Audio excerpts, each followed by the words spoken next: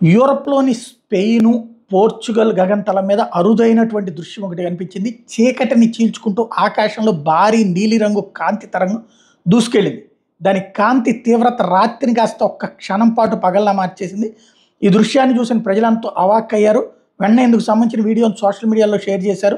దీంతో అది కాస్త వైరల్‌గా మారింది. అది ఒక బార్‌కి ఉల్క అయి ఉంటుందని నెటిజన్లు అనుమానం వ్యక్తం చేస్తున్నారు. కొన్ని వందల కిలోమీటర్ల దూరం పాటు కాంతి రేఖ కనిపించినట్టు స్థానికులు చెప్తున్నారు. అయితే ఆ వెలుగు రేఖ ఉల్కాపాతమా కాదా అనేది అది ఎక్కడి నుంచి వచ్చింది, ఎక్కడ పడింది అనే విషయాల మీద అంతరిక్ష సంస్థలు మాత్రం అధికారికంగా ఎటువంటి ప్రకటన విడుదల చేయలేదు.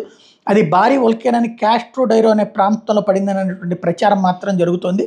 అయితే ఇక్కడే ఆ ఉల్కకి సంబంధించి ఏంటంటే కొంతమంది ఇప్పుడు సోషల్ మీడియాలో పోస్టులు వాళ్ళు ప్రోగ్రామ్స్ చేస్తూ ఉంటారు కదా, అంటే సరదాగా ఎంజాయ్ చేస్తూ కా ఇవి చేస్తూ ఉంటారు కదా రీల్స్, అట్లా రీల్ చేస్తూ ఉండగా ఇది వచ్చేటప్పటికి ఒక్కసారిగా అది కాస్త దాన్ని రీల్ చేస్తున్నటువంటి ఒక అమ్మాయి దగ్గర అది కనబడి వెనకాల కనబడేటప్పటికి అది కాస్త షాక్ అయ్యింది అమ్మాయితో పాటు. ఆ విజువల్ ఇది.